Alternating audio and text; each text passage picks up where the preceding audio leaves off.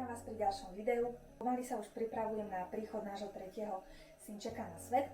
Každým rodičom vyhovuje niečo iné, takže všetky tieto moje tipy berte len ako odporúčanie z mojej vlastnej skúsenosti. Ak sa vám niečo z toho zapáči, prípadne sa budete inšpirovať, budem veľmi rada. Začneme s tým, čo bude mať bábätko v postielke. Bábätka zo začiatku veľmi dobre nevidia. Vidia práve že len také kontrasty, takže za mňa sú určite najlepšie farby, ktoré by som používala bielu, čiernu, červenú. Tieto farby ho budú stimulovať a veľmi dobre fungovať na jeho rozvoj. Mám pripravený takýto krásny mantinel do postielky.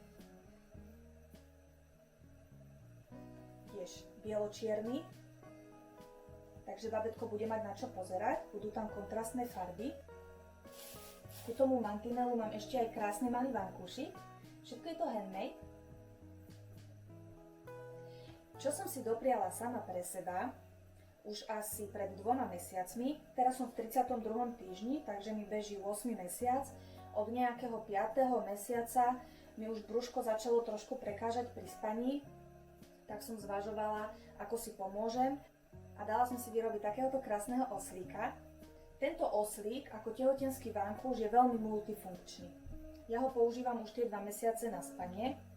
Spí sa mi o mnoho lepšie, vyložím si na ňo jednu nohu, na brúško tak vôbec netlačím a keď príde bábätko na svet, tak ten mantinel buď použijem do postielky, alebo ho budem nosiť aj po izbách a bude z neho mať takú ohradku, ešte kým bude maličký.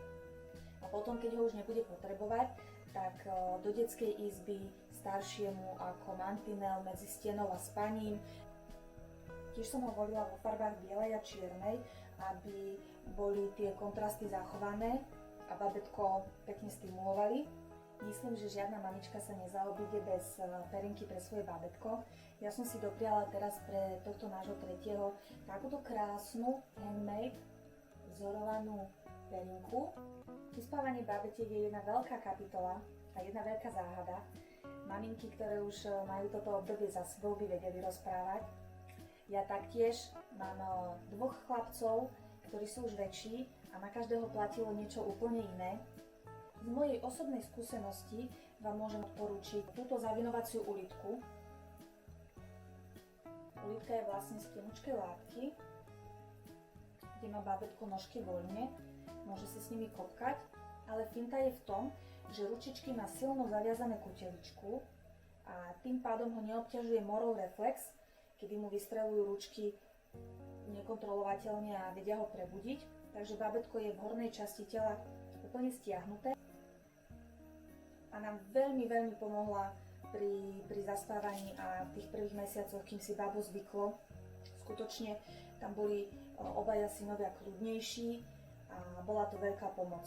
Keď sme pri zaspávaní a uspávaní bábätiek, tak z mojich skúseností pri mojich 2 synoch nedám dopustiť na biely šum. Možno ste už o tom počuli, je to vytvorenie imitácie zvukov, ktoré bábätko zažívalo celých 9 mesiacov, kým bolo v brúšku.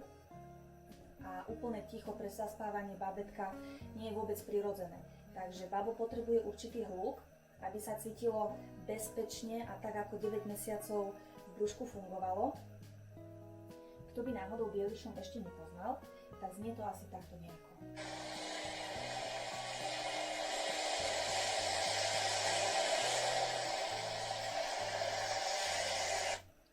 Neviem, párkrát to uspalo aj mňa, keď som to púšťala malým drobcom pri zaspávaní.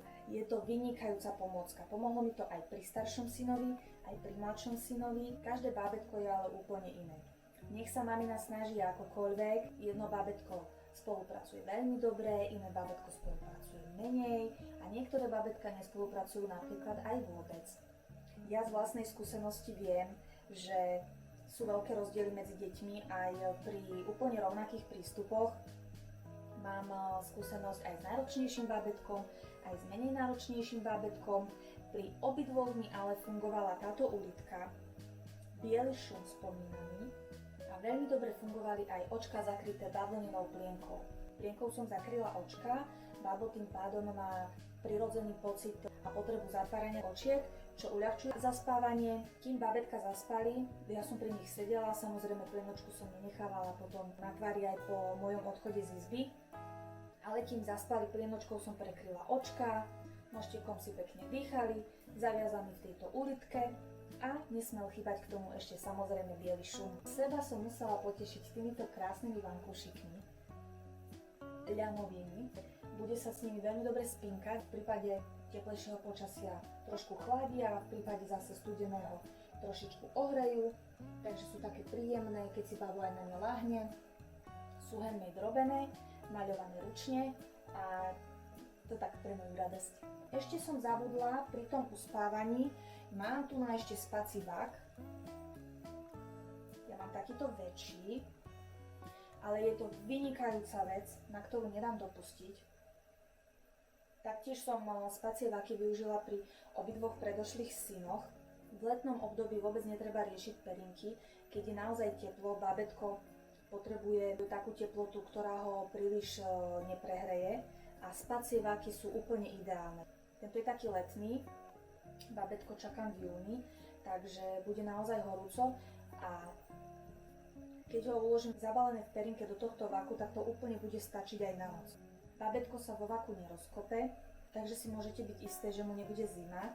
Spacie vaky sú rôznych hrúbok, takže sa dá vybrať na leto, na zimu, presne taký, ako potrebujete. Tento je aj dosť veľký, takže to potiahne s babou možno aj rok a pol, dokedy budeme potrebovať.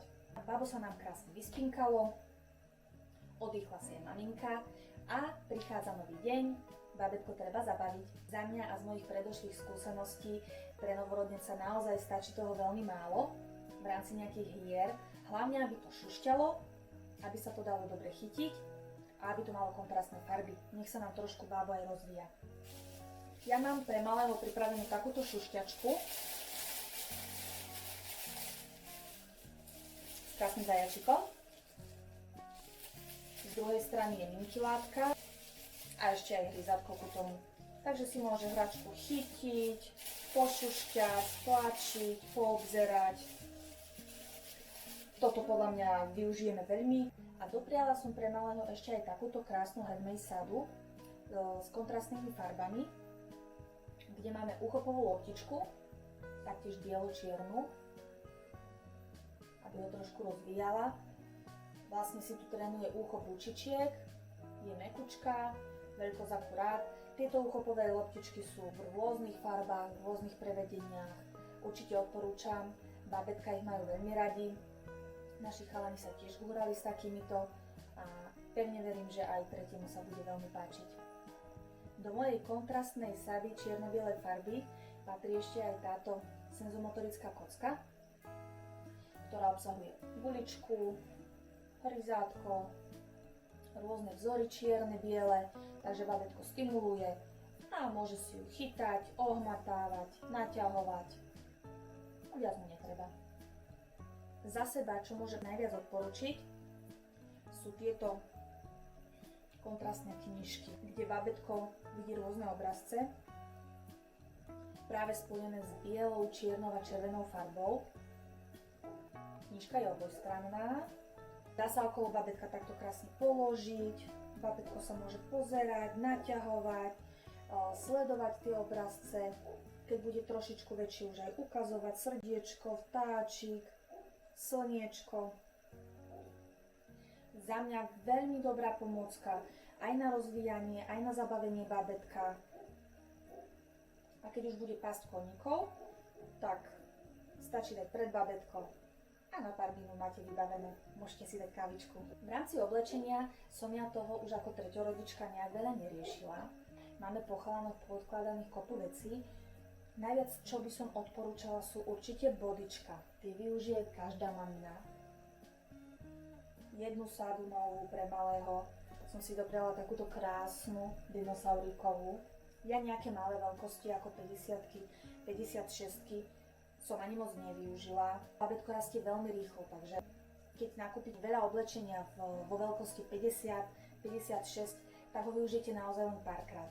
Ja osobne už pri 3. tehotenstve preferujem trošičku väčšie oblečenie, hneď pre novorodenca, však rukavíky sa zahnú a bábätko veľmi rýchlo vyrastie. behom 2-3 týždňov zmení veľkosť ku bodičku krásnemu. Mám ešte aj takéto gaťušky. Za mňa určite najlepšie s plnými ponožtičkami, kde netreba riešiť vyzúvanie a vyťahovanie ponožiek a holé nožky. Takže pokiaľ sa dá, tak tie gaťušky s takýmito plnými nožičkami sú určite praktickejšie. Neodolala som ani týmto krásnym dupačkám. Líšky sú teraz in, takže aj náš malý bude mať líštičku. Čo mi trošku chýba možno, sú akurát cvoky ešte tu medzi nožičkami. Určite, ak máte možnosť, vyberajte dupačky s cvokami aj tu medzi nožičkami, lebo sa vám bude omnoho ľahšie prebalovať. A to malé bábätko ešte zo začiatku bude žiadať prebalovanie dosť často, niekedy možno aj 10-12 krát za deň. Tak je určite výhodnejšie nemusieť ho prebalovať celé, ale len rozopnúť čas medzi nožičkami, vymeniť plienku a mať vybavené. Obdobie tehotenstva a pôrodu prináša veľmi veľa zmien v krátkom čase. Aj bábätko sa veľmi rýchlo mení. Ak si chcete zachovať pamiatku na vaše bábätko z toho najmenšieho obdobia, tak veľmi dobré je myslieť na to ešte kým ste tehotné a zajednať si novorodenecké fotenie, lebo bábätká sa najlepšie fotia v prvých 2 týždňoch svojho života. Ja plánujem nášho drobca nafotiť hneď ako prídeme z pôrodnice v takomto krásnom outfite, tak dúfam, že sa vám niečo podarí. Pripravila som si aj takéto krásne srdiečka malinké, ktoré sa dajú vložiť buď do ručičiek, na nožičky, alebo ku bábätku ako spinka. Dá sa to krásne nastajlovať. Prichystanú mám ešte aj takúto ovečku, ktorá bude len jeho. A malých mácikov. Bratia majú takých istých, takže všetci traja budú mať rovnakých mackov. Určite si nafotím aj takéto fotky na pamiatku. A títo malí mackovia sú naozaj nádherní ku tým detským fotkám. Počas natáčania sa mi naplnila karta, preto táto zmena. Stihla som ale povedať všetko, čo som chcela. Pod video vám ešte pridám základné informácie z toho, čo sme si povedali. Taktiež vám tam vložím aj link na biely šum, ktorý som používala ja. Teším sa, že ste si video pozreli až do konca. Vidíme sa na budúce. Ahojte!